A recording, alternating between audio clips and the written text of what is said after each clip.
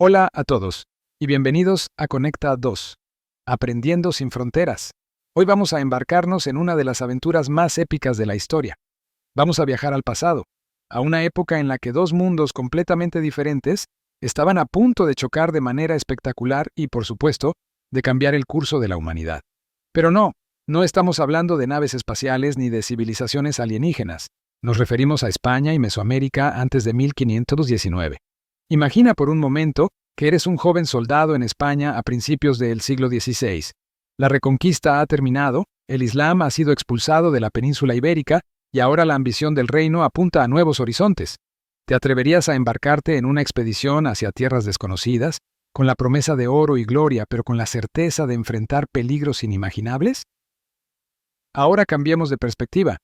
Imagínate en Mesoamérica caminando por las majestuosas calles de Tenochtitlán, una ciudad suspendida sobre el agua, el corazón del poderoso imperio mexica. La vida es intensa, el comercio, la religión y la guerra dictan el ritmo de tu día a día.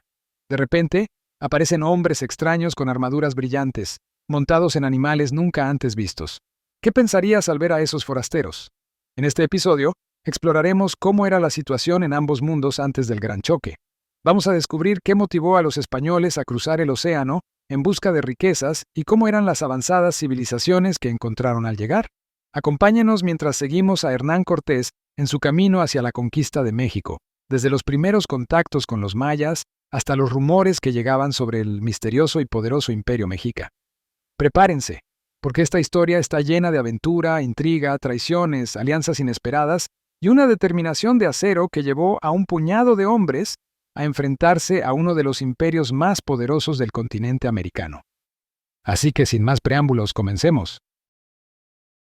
El contexto de dos mundos, España y Mesoamérica antes de 1519. Vamos a sumergirnos primero en el contexto de España antes de la expansión colonial. A principios del siglo XVI, España estaba en plena transformación. Después de siglos de luchas contra los musulmanes en lo que se conoció como la Reconquista, la península ibérica estaba finalmente unificada bajo el mando de los reyes católicos, Isabel de Castilla y Fernando de Aragón. Esta unión fue un cambio radical en la política del país. Isabel y Fernando no solo querían unificar su reino, sino que también aspiraban a convertir a España en una potencia mundial. Y para lograr esto, el mar y el descubrimiento de nuevos territorios se presentaron como la respuesta. La economía española de ese momento estaba en una situación un tanto precaria. La Reconquista había drenado las arcas del reino, y el comercio con Oriente estaba en manos de los portugueses, que habían dominado las rutas hacia la India y África. Además, España necesitaba nuevos recursos para financiar su creciente burocracia y ejército. En resumen, el país necesitaba oro, plata y nuevas rutas comerciales para revitalizar su economía. ¿Y qué mejor manera de conseguirlo que lanzándose a la conquista de nuevos territorios, donde las riquezas, según las leyendas, eran abundantes? Los reyes católicos también tenían una fuerte motivación religiosa. En Europa, la reforma protestante estaba comenzando a dividir a los reinos cristianos. Así que, para Isabel y Fernando, la evangelización de los infieles en tierras recién descubiertas no solo era una misión espiritual, sino también una manera de consolidar su poder político. Querían expandir la fe católica y, al mismo tiempo, asegurar que el poder de la Iglesia estuviera alineado con la corona española. Por otro lado, mientras España se preparaba para expandirse, en Mesoamérica se encontraban grandes civilizaciones que ya tenían una larga y rica historia. El más grande y conocido de estos imperios era el mexica, también llamado azteca. El imperio mexica controlaba vastas extensiones de tierra desde su capital, Tenochtitlán, una ciudad construida sobre el lago Texcoco, una verdadera maravilla de la ingeniería antigua. Los mexicas habían establecido una red de alianzas y tributos con otras ciudades-estado de la región, lo que les permitió expandir su dominio. Sin embargo, este sistema de tributos generaba resentimiento entre los pueblos sometidos, lo cual más adelante sería aprovechado por Cortés. Tenochtitlán, con sus majestuosos templos, sus mercados bulliciosos y sus intrincados sistemas de canales y calzadas, representaba el poderío mexica. La ciudad era un hervidero de actividad, y su influencia política y económica era enorme. El imperio estaba gobernado por Moctezuma II, quien no solo era un líder militar, sino también una figura profundamente religiosa. Para los mexicas, la religión jugaba un papel central en cada aspecto de la vida, y los sacrificios humanos eran una parte esencial de su cosmovisión, destinados a mantener el equilibrio del universo y complacer a los dioses. Por su parte, los mayas, aunque ya no eran el imperio que había dominado Mesoamérica en siglos anteriores, seguían siendo una cultura de gran influencia. En el siglo XVI, los mayas vivían principalmente en la región de la península de Yucatán, organizados en ciudades-estado independientes, algunas de las cuales luchaban entre sí. Eran famosos por sus avances en matemáticas, astronomía y arquitectura, con ciudades llenas de pirámides y templos. A pesar de sus diferencias políticas, su influencia cultural y su conocimiento científico eran respetados en toda la región. Estos dos mundos, el de los conquistadores españoles y el de las civilizaciones mesoamericanas, estaban en cursos de colisión. Lo que sucedería en los años siguientes cambiaría la historia para siempre. La expedición de Cortés, preparación y motivaciones. Pasemos ahora a conocer a un personaje que se convertiría en el centro de esta historia. Hernán Cortés. Cortés no era un héroe salido de los libros de caballería, pero sin duda era alguien con un sentido del destino. Nacido en 1485 en Medellín, España, en una familia de la baja nobleza, Cortés recibió educación formal, lo cual era raro para alguien de su posición. Desde joven, mostró una mezcla de ambición, inteligencia y determinación. Después de algunos intentos fallidos en otras expediciones y un tiempo en la isla de Cuba, gobernada por Diego Velázquez, Cortés finalmente vio su oportunidad de destacar cuando escuchó rumores sobre las riquezas que se encontraban en el continente. En 1518, convenció a Velázquez de que lo dejara liderar una expedición hacia el oeste, hacia las tierras que habían sido avistadas por otros exploradores, pero que aún no se habían explorado a fondo. Inicialmente, Velázquez estuvo de acuerdo, pero más tarde, al sospechar que Cortés tenía ambiciones propias, trató de detener la expedición. Cortés, que no era de los que se dejaban intimidar, desobedeció las órdenes y zarpó de Cuba en febrero de 1519. Ahora, ¿cómo se organizó esta expedición? Bueno, no fue fácil. Cortés no era un hombre rico, así que tuvo que pedir préstamos y usar todas sus conexiones para financiar la misión. Reunió 11 barcos, aproximadamente 600 hombres, 16 caballos, que eran una novedad absoluta para los pueblos indígenas, algunos cañones y unos pocos perros de guerra.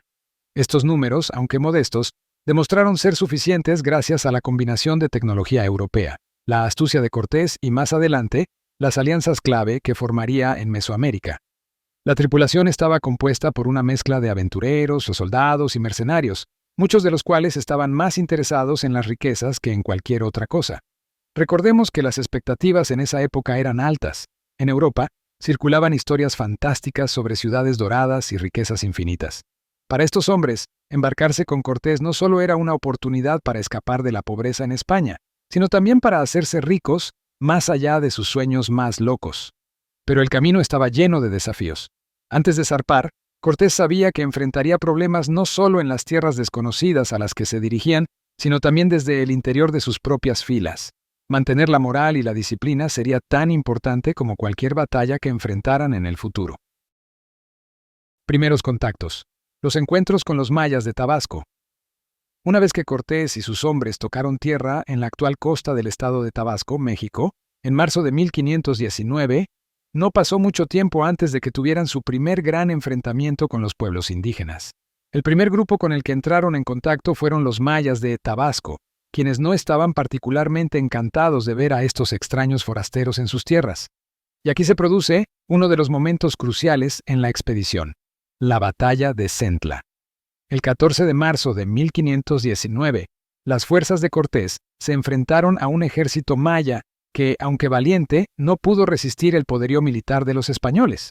A pesar de que los mayas eran muy superiores en número, los caballos, el armamento europeo y la experiencia de combate de los soldados españoles inclinaron la balanza a favor de Cortés. Los mayas, que nunca antes habían visto caballos, creyeron que los jinetes y los animales eran una sola criatura mítica, lo que aumentó su desconcierto y miedo. Sin embargo, la victoria española no fue solo un triunfo militar. Después de la batalla, los mayas de Tabasco ofrecieron tributos a Cortés, incluidos alimentos, joyas y, lo más importante, 20 esclavos, entre ellos una mujer llamada Malintzin, que pronto sería conocida como la Malinche. Este momento fue clave porque Malintzin hablaba tanto el náhuatl la lengua de los mexicas, como el maya, lo que la convirtió en la intérprete perfecta para Cortés. Con el tiempo, no solo sería su traductora, sino también su consejera y confidente. La Malinche jugó un papel crucial en los primeros contactos entre Cortés y los pueblos indígenas. No solo le proporcionaba la capacidad de comunicarse con los líderes de las diferentes tribus, sino que también le ofrecía información sobre las tensiones y rivalidades locales que Cortés pronto sabría utilizar en su beneficio.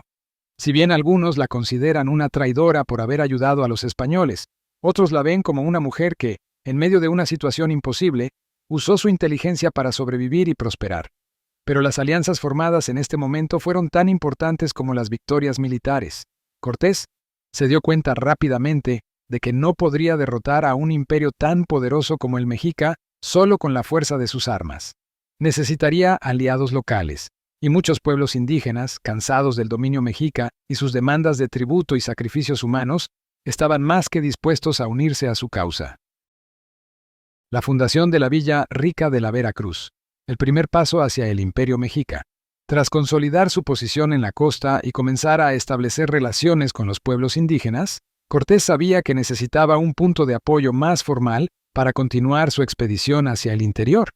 Así que decidió fundar un asentamiento que le permitiera no solo tener un lugar estratégico desde el cual operar, sino también legitimar sus acciones ante la corona española. Así nació la Villa Rica de la Veracruz, en abril de 1519. ¿Por qué era tan importante este asentamiento? Para empezar, le dio a Cortés una base sólida desde la cual enviar y recibir suministros y refuerzos.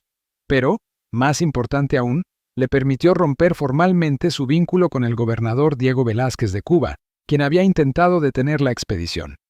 Cortés, astuto como siempre, usó la fundación de la ciudad como un medio para declarar su lealtad directamente al rey Carlos I de España, saltándose por completo a Velázquez. Esto fue un movimiento audaz, pero muy calculado, ya que le permitió seguir adelante con la expedición sin temor a ser arrestado por desobedecer las órdenes de su superior en Cuba. La creación de Veracruz también sirvió como un mensaje claro para los indígenas. Cortés no era un simple explorador que venía a comerciar o a hacer tratos. Estaba allí para quedarse, y la construcción de un asentamiento permanente lo demostraba. Además, la ciudad estaba estratégicamente ubicada en la costa del Golfo de México, lo que le permitía a Cortés controlar el acceso marítimo y tener una posición ventajosa para las futuras incursiones en el interior del territorio mexica. Este fue el primer paso tangible hacia la conquista de Tenochtitlan. Cortés había establecido una cabeza de playa, una base desde la cual consolidar su poder y comenzar a organizar las siguientes etapas de su campaña. Desde Veracruz, enviaba cartas y reportes al rey Carlos I, detallando sus avances y justificando sus acciones. Cortés sabía que tenía que mantener a la corona de su lado si quería tener alguna oportunidad de éxito, tanto en lo militar como en lo político. Los primeros informes sobre los mexicas. Rumores de un imperio poderoso. Desde sus primeros días en Mesoamérica, Cortés había escuchado rumores sobre un imperio vasto y poderoso ubicado en el interior, gobernado por un líder llamado Moctezuma. Estos rumores provenían no solo de los pueblos mayas que habían combatido en Tabasco, sino también de otros grupos indígenas que estaban bajo el dominio de los mexicas. Las historias hablaban de una ciudad majestuosa, llena de riquezas, y de un imperio que gobernaba sobre muchas otras tribus a través de una combinación de fuerza militar y control religioso. Para Cortés, estos informes eran tanto una promesa de gloria como un presagio de los desafíos que vendrían. Sabía que enfrentarse a un imperio de tal magnitud, con solo unos pocos cientos de hombres, sería una tarea monumental. Pero también entendía que los mexicas no eran invulnerables. El descontento entre los pueblos sometidos por los mexicas representaba una oportunidad que él no podía desaprovechar. Los informes también jugaron un papel fundamental en la estrategia que Cortés desarrolló para avanzar hacia Tenochtitlan. En lugar de marchar directamente hacia el corazón del imperio, decidió forjar alianzas con los enemigos naturales de los mexicas. Entre estos, los tlaxcaltecas fueron los más importantes. Este pueblo, que había resistido durante mucho tiempo las incursiones mexicas, estaba ansioso por ver debilitado al imperio que los había hostigado durante años.